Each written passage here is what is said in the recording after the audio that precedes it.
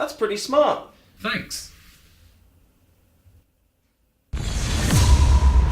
This week saw the start of our latest event.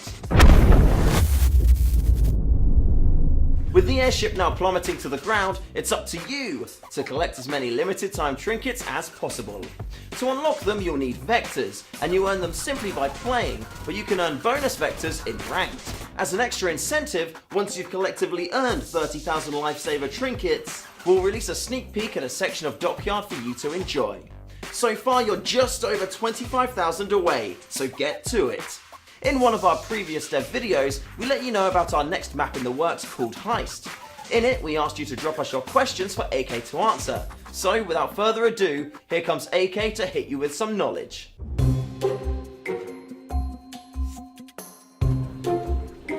Hey AK, do you sketch out your concepts on paper first, or do you just push box brushes around until it works? Oh, it's really important that we sketch out on paper first. It helps us get a feel for the area we're designing and speeds up the blocking out process. Hey AK, is Dockyard like Dome, or is it more like Bridge and Chapel? Oh, it's more like Bridge and Chapel. It's an escort map with a progressive front line, and it's got unique gameplay. Hey AK, what do these map production pipelines exactly mean? The map production pipeline is the entire process that we as a map team use to create a map from start to finish. Hey AK, is there a checklist of things a map needs before it's deemed usable? Of course we have checklists. We have checklists at every phase, and everything gets reviewed and rated. Hey AK, what phase is the most time consuming? Oh, easily the blockout stage. Making a map that's fun and flows really well requires a lot of testing. Hey AK, what's the goal in creating a new map? To make something everyone enjoys, that has great gameplay, encourages teamwork, and looks great.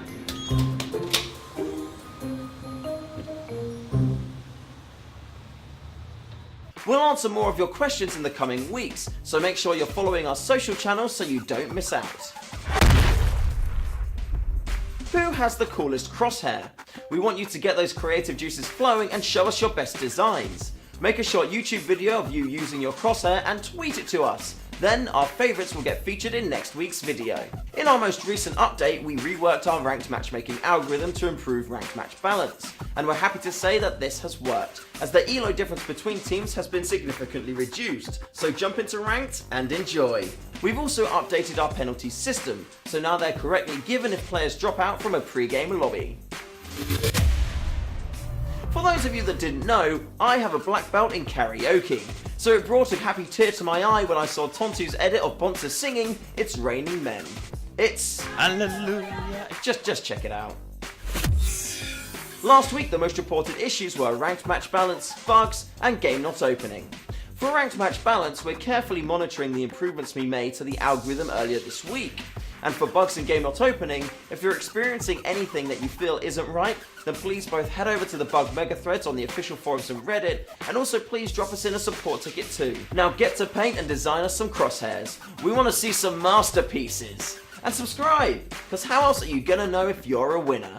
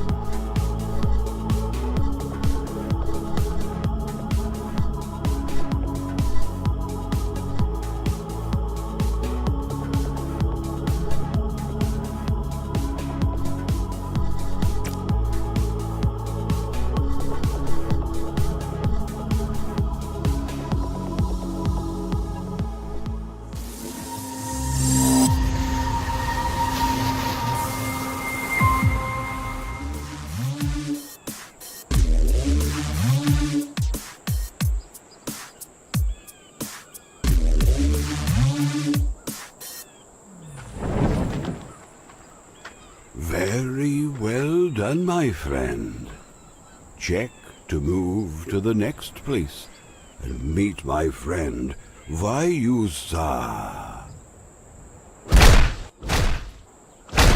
Bonjour, mon ami. Welcome to my world up in the clouds. We are free to play here, light as feathers, with the clouds at our feet.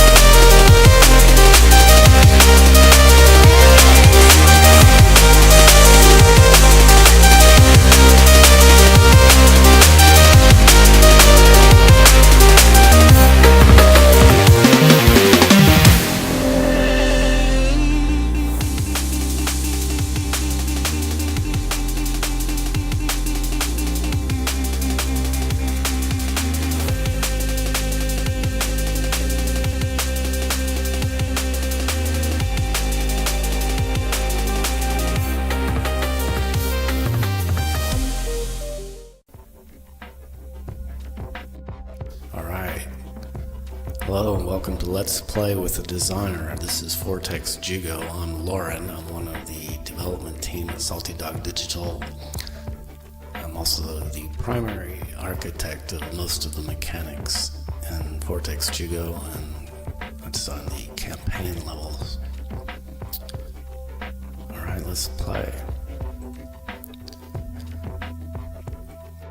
This is the level that I typically play anytime I have a chance to play the game, and I still do play it. It's actually one of my favorite games. I'm choosing this level because with it, I can very quickly show you just about everything there is to see.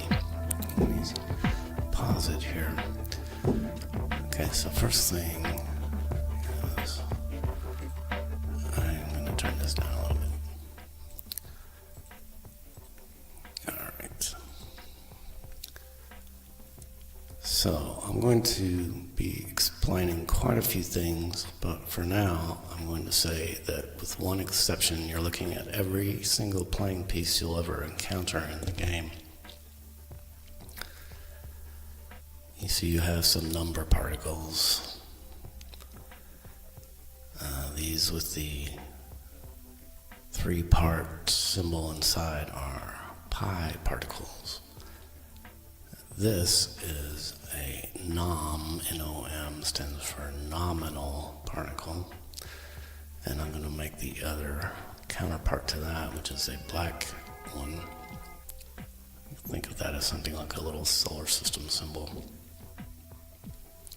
So in this game, which is technically a matching game, you can combine these 3 kinds of particles with each other, and only with each other, following certain simple rules, with the ultimate objective being to create these voids.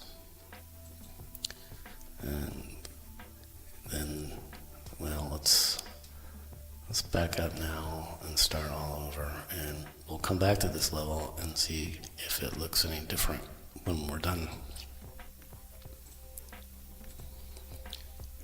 When you get the game or the demo that we have out, probably the first thing you'll see when you hit the play button is this level, the title over here on the right, purple haze, followed by a score in blue, which is the target score. This level has a tutorial in it, and I advise you to play through that tutorial. It's not going to take you to victory in the game, but we'll explain almost all the mechanics except for what I call the shape rule, and I'll be covering that pretty soon.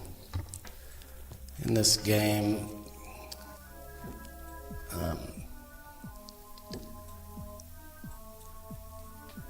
you can look at each of these levels as a universe. Each universe is built from the exact same stuff or a subset of that stuff, and it follows the exact same rules, but depending on the initial layout and the way the fill works, it may behave in different ways to give a different experience. One thing I do want to point out on this level is the fill on this level. When I make a move in this game, which involves matches of 2, or what I call combinations of 2 particles, usually, if it's 2 particles, that makes there be 1 less because I put 2 together and get a new particle. And then the new particle comes into the board, and in this case, this is what I call a common fill. So there's a set of particles waiting to come onto the board, and it's going to come, they'll come in order, and the order and where they come in depends on exactly how I make the moves. So let me now skip to a level that's going to make it a little easier for me to describe everything that I want to talk about. in keeping with what I was just explaining about the fill, this is the exact opposite. In this case, every row and column of fill is assigned its own set or pool of fill particles. And so when I say each level is like a universe to explore, this is one of the things to explore, is the fill pattern. Alright, here's the restart button. It's your friend. Fourtex Jugo is called that because of this board. So Fourtex Zen and Fourtex Jugo. This is the Fourtex board, a very clever mechanic thought up by a couple other members of the team.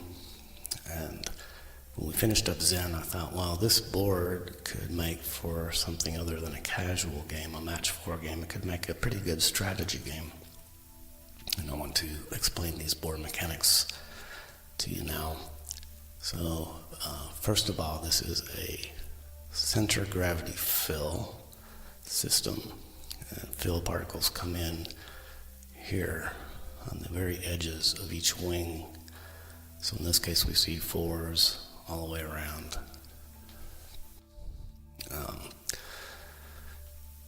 The rest of the board is the play area, and so that kind of tells you what are legal moves from the board perspective. So any moves inside these 16 squares will work because you can pull stuff in. And if you can make a legal move to the adjoining row or column, you can do that in either direction because you can still have a fill happen.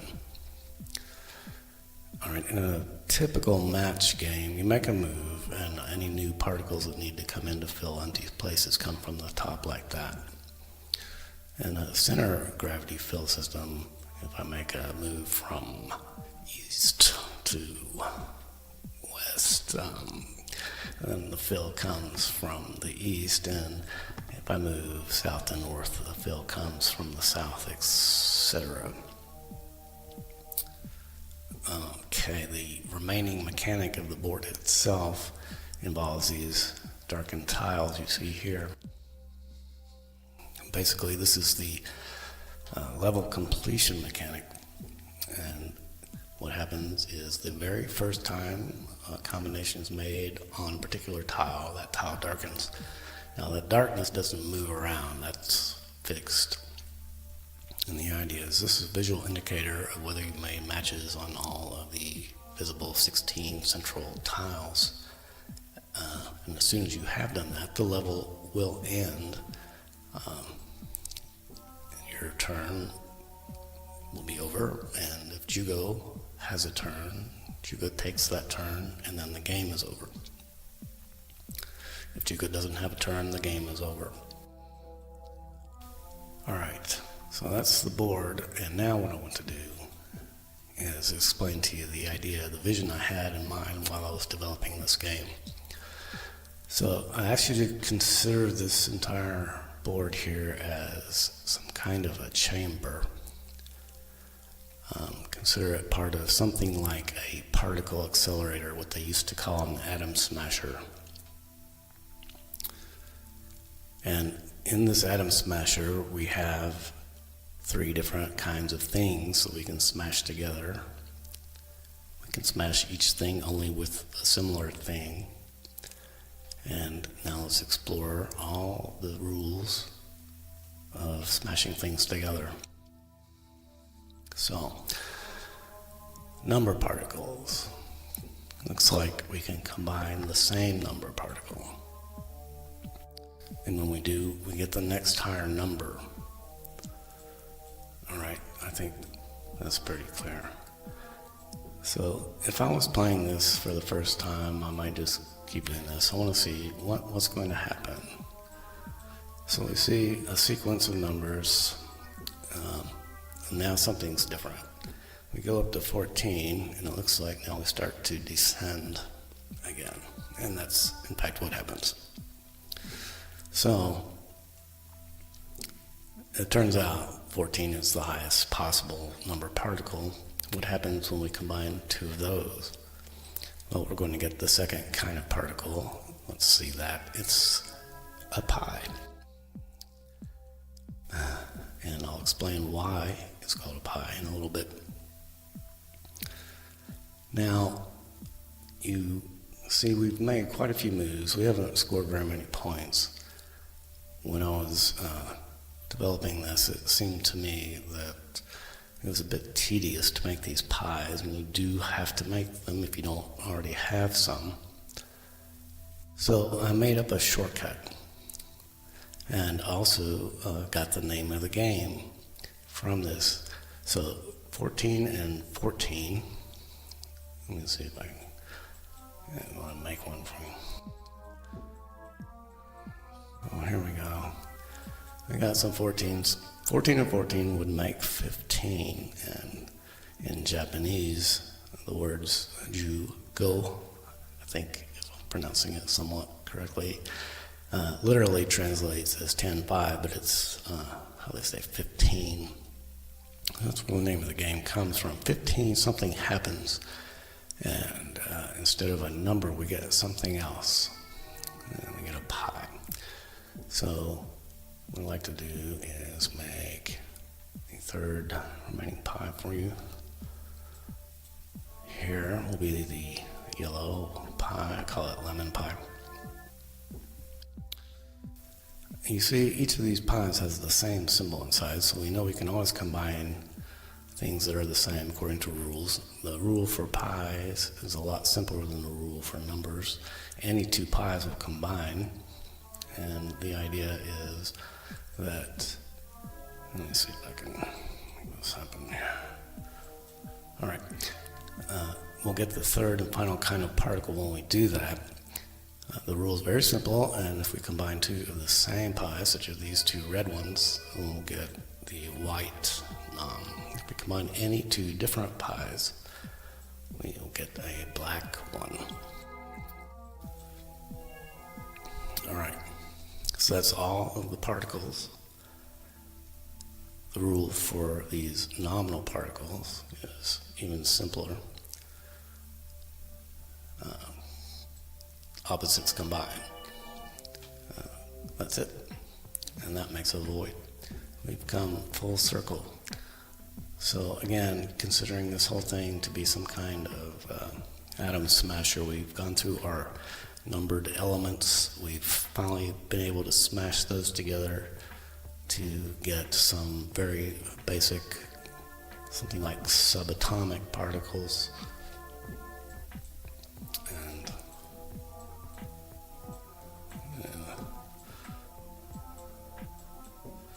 And those subatomic particles can be smashed together to make the very, very basic kind of duality type particles. You can think of this as yin-yang or binary 0 and 1, on, off, day, night, something like that. As simple as it gets, and then we combine those very simple ultra subatomic particles together and we get some void. And if we were to assign I'm now explaining the pi concept, if we consider this void as 0 and the 14 numbered particles as a system of numbers, we have 0 through 14, which is 15 numbers. And so if we were to combine numbers that should make 15, that would be the 16th number. All right, so I'm one of those people who knows a tiny little bit about a lot of stuff, and I happen to know that the 16th letter of the Greek alphabet is pi, P-I. These are P-I-E, pies, but P-I, pi, is the 16th letter of the Greek alphabet, and the mathematical quantity pi is considered to be a transcendental number. And even though I don't know exactly what that means, it sounded like a pretty cool thing to call these pies. Now, this claw is basically the final element of the game. It's what lives in what you might now start to think of as some kind of a hyperspatial doorway. And it's the way that the what we call the Jugo entity can interact with you as you play through these little claws, which happen to like transcendental particles and noms quite a bit, and will try to grab them away from you if they can. Here I'm going to get this particle safely away from this claw, which is ready to grab after my next turn. Excuse me. Okay, so that's gone, and now the claw is coming down here. If it has to move, it can't grab on that same turn. If it must move before grabbing a target particle, then it can't grab. So I'll show you how I can save this pie once. I can save it one more time. And unfortunately now I cannot get it away. So if I allowed the claw to grab the pie, that's called a grab. It's not really a good thing, and typically it's just a sign that you're not paying much attention. The score over here, it says Jugo's score by the little claw would increment. I would lose points. A better thing to do typically is what's called a sacrifice, which is where I actually just give any particle, including the ones Jugo doesn't like. The claws don't like numbers, but I can give a number to the claw and it will go away. That also costs me points, but it introduces an important aspect of this game, which is that you can play it two different ways. If you're trying to play for a high score, you might want to do the sacrifice, and you usually have to get the theoretical maximum high score for any level. If you are trying for what I view as a more pure play, that means you want to get the target score without having any kind of interaction with the void. And that's usually harder to do. Let's see where I'm going here. All right.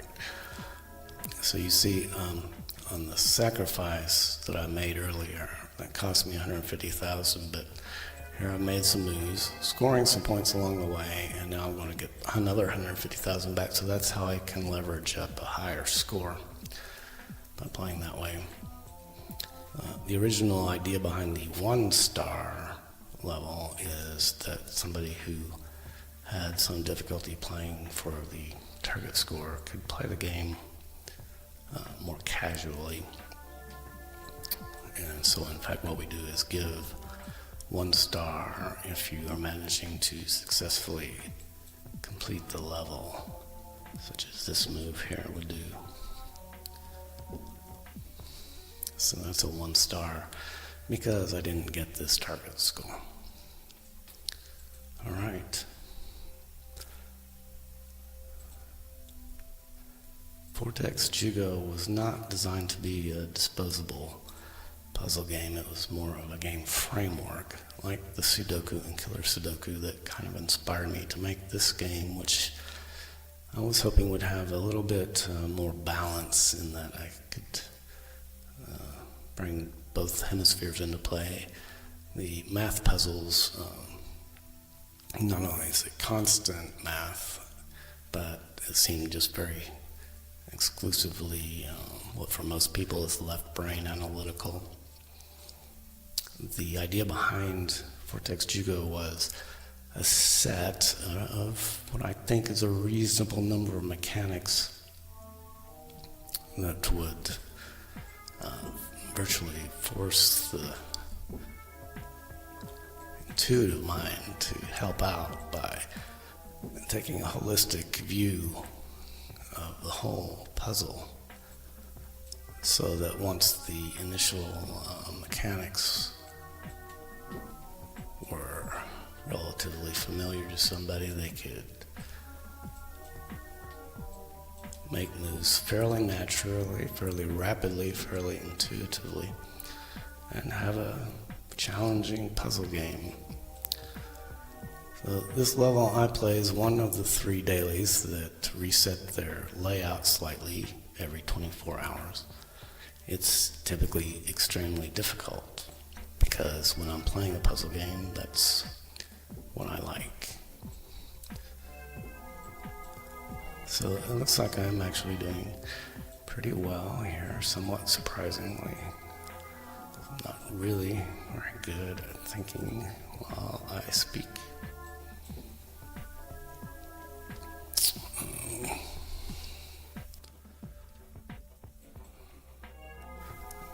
I'm going to be extremely surprised if I can keep this up.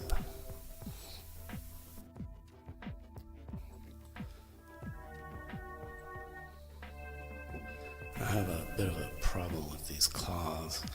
I'm not sure I'm going to be able to get that piece away. I can get...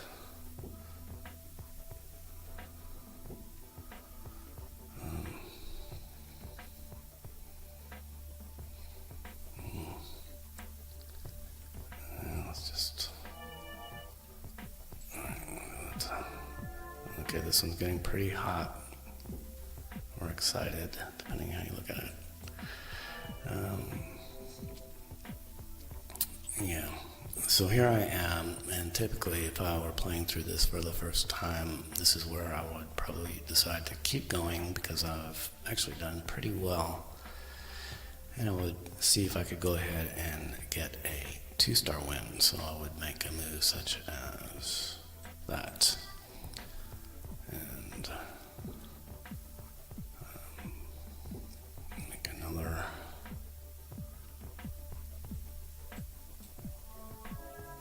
Okay. So there's no reason to allow this grab to happen, but I can't remember if I showed you a grab or not, so I'll just let that. Alright, on Claw's turn, if it has a piece to grab, it grabs.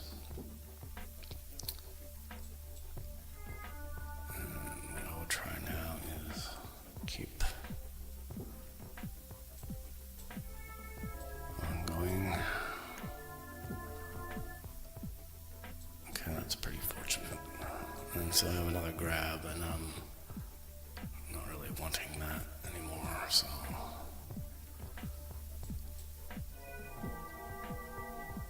I was actually just intending to show you the recording I made of the game I played earlier. And in fact, it looks like it's probably time to do that. So again, this one very, very difficult. Before I show you that recording, let me show you. Well, here's the. This is the very easy one of the 3 dailies. So we have something for everyone. If you're something like a casual puzzle person, you can take a few minutes to play this one. And then the other is a usually medium, sometimes medium hard level. This is one of what I consider the casual levels. Doesn't mean easy, it means that the set of mechanics you deal with at first is relatively constrained. You got some numbers, mostly numbers in the fill, and the challenge on these levels is maintaining focus and concentration to avoid running out of moves. So back to the level I like. And now I'm going to show you, by going to the leaderboards, that I did in fact get a nice 2-star win on this level. This little widget here allows me to check and see if maybe I or someone else got 3 stars. It's just a way to preserve the highest 2-star, well, the highest 3-star win, even if there's a higher 2-star win, because of the qualitative difference in the 2 ways of playing, 2 stars, 3 stars. So we try to keep both scores. Over here, if this is clickables, it should be if the internet was happy when I finished my game. I load this game up, and this is the game I played earlier. And so I'll just, as I'm finishing everything up, let you watch this level played to 3 stars. And I'm going to speed it up a little bit because I'm running a bit long on this plus thing, make it go a little faster.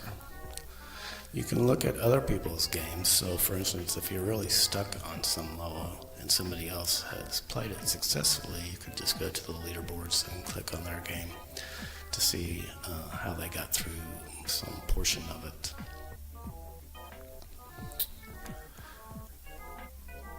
Alright, so again, I invite you, assuming you find anything interesting about this, to find our demo and check that out, or go ahead and get the game and explore it a little bit. And if so, I hope you enjoy all the different kinds of puzzles that are in it, and I hope to see you on the leaderboards. And thank you for watching Fourtex Jugo.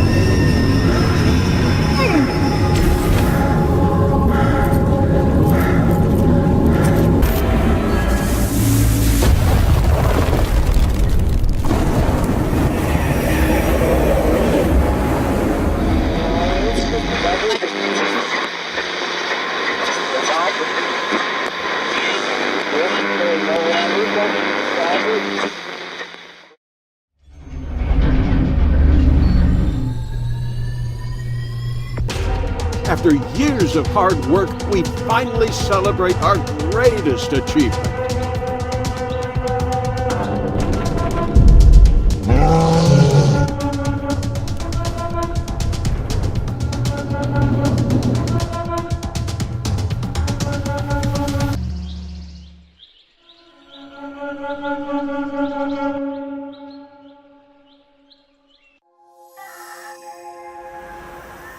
Equipment analysis. Extraction suit. Model 518. Primary and secondary offensive weaponry.